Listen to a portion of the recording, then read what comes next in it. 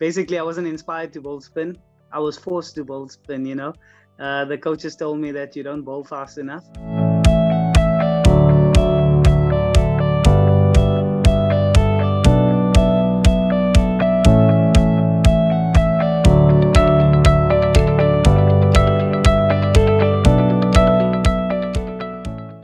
Hello and welcome back. Once again, I'm here with you to talk about some stats, some cricket records. And it's not every day that we get to talk about numbers and records with someone who is number one bowler in the T20 rankings. South Africa's Tabraiz Shamsi is with us, who obviously is number one bowler in the T20 rankings and recently played a big role in South Africa's series win in the Caribbean. First of all, Tabraiz, welcome to this show. Tell us, how are you? Thank you. I'm doing good. Obviously we didn't have a good result yesterday, so feeling a little bit down, but overall, keeping well. Tabraiz, even though I have mentioned already that you are number one, but I was watching one of your interviews recently where you said that you don't really go crazy about this fact that you are on the top of the list. Why is that? Look, because rankings don't really matter. For me, what's important is to make sure that we're winning games. It's not something you can control. For me, what's more in my control is how I try and bowl on the day. Rankings, for me, it's like a bit like Duckworth-Lewsi. Nobody really understands them. So I don't really focus too much on that. As long as I'm helping my team win games, whether it's by keeping runs down or trying to take wickets, depending on whatever the captain needs from me on the day and the type of pitch we're playing against and the opposition, I think that's what I focus on more instead of just my rankings. And you talked about controlling the game, and you did it really well in the recent series in the Caribbean. I mean, 20 overs with an economy of just 4, which is a record itself. And the best part is that came against one of the very popular batsmen, the likes of Chris Gale, Andre Russell, Kieron Pollard. So tell us, how did you manage review that series? I think, look, obviously, personally for me, it was very good, and for our team as well, to beat a team like West Indies, who are one of the favorites for the World Cup. It is a huge achievement, especially in their home conditions, something South Africa is not really used to. So that was a big achievement for us. I think I like to do a lot of homework behind the scenes, watch a lot of footage to try and figure out what the batsman is trying to do, where they're trying to score, how to get the batsman out. I like to do that preparation beforehand. And you know how cricket goes. Sometimes it just won't work. You can do the best preparation, you can do the best homework, but on the day, some batsman comes in and just wins the game, and smashes you all over. So I was fortunate that everything worked out for me. And surprisingly, I still wasn't happy with the way I bowled in the series. I feel like there was a few extra runs that I gave away for no reason that I could have controlled. But I think that comes with the process of trying to get better with every game. Well, Tabraiz, I think you are being very humble that even though your last 4 spells, if we look at your last 4 spells, all of them went for less than 20 runs, but you're still not happy with it. So I think we can expect more performances from you. So I'm going to tell you this one stat, which I worked out that, as I said, that your last 4 spells, all of them, they were below 20. And there is no bowler in T20I history who has bowled 5 consecutive 4-over spells for less than 20. So if you do it in the next game, it will be a record. So tell us that we are going to do it. Well, maybe that's why I was unhappy, because I feel like maybe in the first game I should have bowled for less than 20 runs as well. But look, it all depends on conditions. We're in Ireland at the moment. Conditions are different. They help fast bowling more than spin bowling. But I'm going to try my best. That's what I try no matter what conditions we play on. My job is to try and bowl to the best of my ability. So if I end up bowling 4 overs for less than 20, I'm sure that will give my team a good chance to win the game.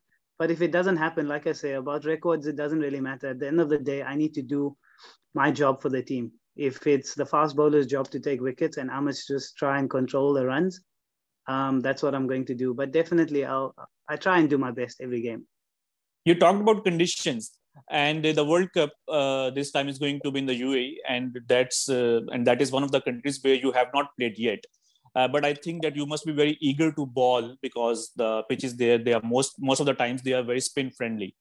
So how do you see that World Cup? Or in other words, if I asked you that, which teams you think will be like bit more challenging to beat in those conditions? I think all the teams are strong, and I'm not just saying that, especially in T20 cricket, you just need one or two players to have a good day. And it doesn't matter who your bowling attack is or who your batters are. T20 cricket is very unpredictable. But I think definitely, like I mentioned, West Indies with the power that they have, and they are two-time champions. And you can never write them off. There's a lot of good teams around the world. So I think for us, we just have to do our work and try and be the best every day. I think anyone can win that World Cup, to be honest.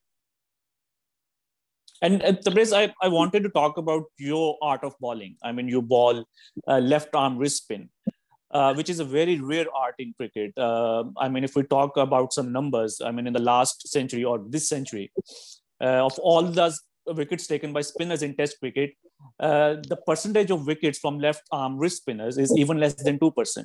How do you look at this art? Or, I mean, how or why it is so difficult to pick? Well, look, I think the 2% of wickets in the century is because we never get picked for Test matches. So there's no chance for left-arm spinners to take wickets.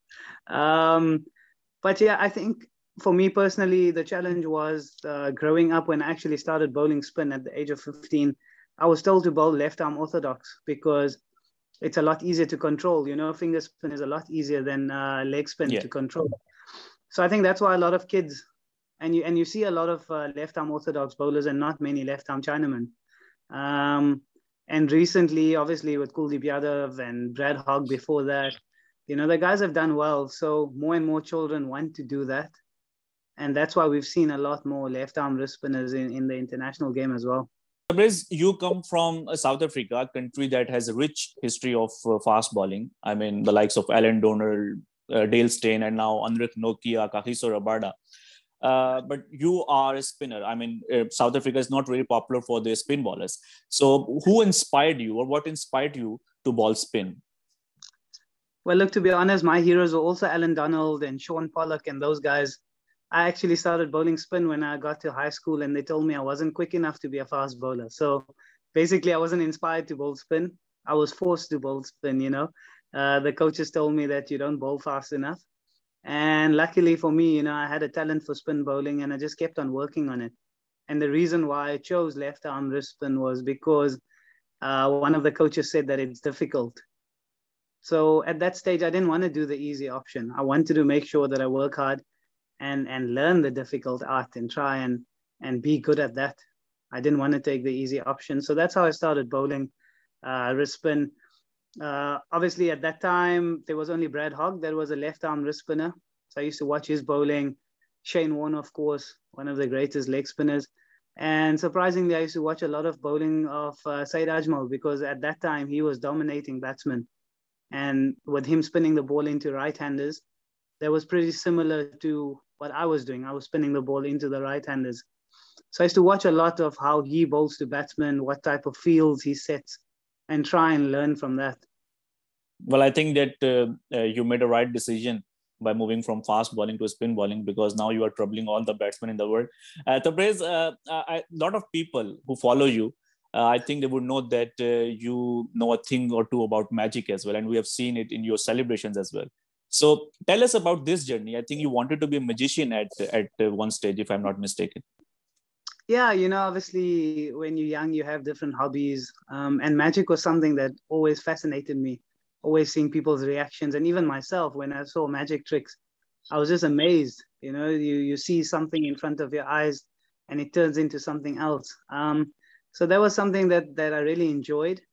And as I've progressed with cricket, obviously I've stopped learning about it and stuff. But every now and then, I pull out a magic trick or two. That just makes me happy.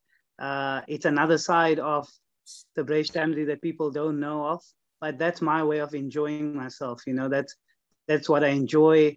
Even though I'm playing cricket, that's another aspect of my life that, something that makes me happy. So why not combine the two and give some happiness to people out there?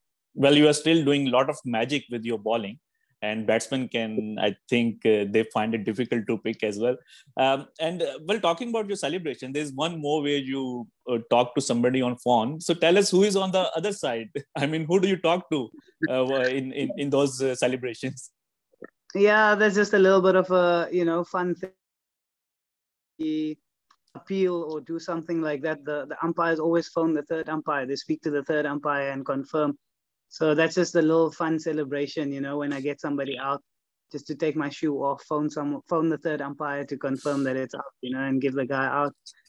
There were times when I had a thing with AB de Villiers. We were playing a domestic game where we were discussing a certain batsman, coming up with some game plans against that guy. And in the game, I did that, and it worked out, exactly the plan that we had discussed. So it's just a bit of fun. There's so much pressure when we're playing international cricket. There's so much riding on it. We're playing for our country. We're playing for all the people that want us to win every single game. The emotions are high. So I just want to enjoy myself while I'm doing it, because at the end of the day, we're going to stop, no matter how good we are. That's just the sport that we're in. We have to stop at some stage. So for me, I just want to enjoy myself, and like everything, some people don't like the celebrations, and that's okay. Some people love the celebrations, and that's nice as well, So no matter what we do, not everyone's going to be happy about it. So I just want to make some memories and have something to remember and have fun while I'm doing what I love. Because we play international cricket, there's so much pressure. People forget to have fun. And for me, I feel that's what brings out the best in my bowling when I'm on the field, just to get rid of some pressure. Well, I think it's a great celebration, and most of the fans, they really enjoy seeing you doing it. Tabraiz, just a couple of more questions on your career and about your bowling. Recently, you also came to Pakistan, and I think most of the South Africans, for South Africans, it was their first ever tour of Pakistan. So, what are your memories from that, or how do you look back on that tour? Oh, it was really nice. Obviously, we didn't get to see the country because, we were in a bubble and with COVID and everything and the security and everything. But it was one of my aspirations as well, because when I started playing cricket, I wanted to make sure that I play in every single country, So I was really glad that I got an opportunity to come to play in Pakistan. I missed out in the test match in Karachi because of injury, but at least I got to play at the national stadium.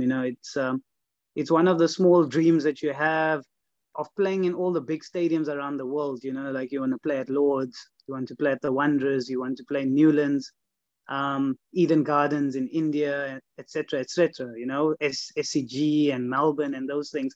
So, Lahore is one of the main stadiums in Pakistan, and it was something that I always wanted to, do, and I was glad that I got an opportunity to play there. Well, now with your bowling, I think you might have a lot more opportunities in some franchise cricket in Pakistan as well, because the PSL, even though it was in Abu Dhabi this time, but I'm sure that that maybe in future you will be looking at an opportunity to play in the PSL as well. Yeah, look, wherever the opportunity comes, and in terms of availability, if I'm available, I'll definitely love to play in the PSL. It's a league that I haven't played in yet, but maybe sometime in the future, if the opportunity presents itself, I would definitely love to, be a part of the league and try and help whatever team picks me to win the trophy. That's the main thing for me. No matter what team I'm playing for, my goal is to try and help the team win trophies with whatever my performances are. That's the number one priority for me.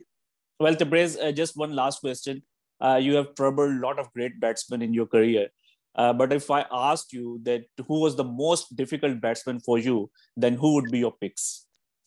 Well, you'd want me to say Babar Azam, isn't it, to make everyone happy? But yeah, definitely. if for Pakistan audience you can say that, but yeah, obviously Babar is a world-class player. I still haven't got him out, which I am aware of. Which I'll definitely try and do that.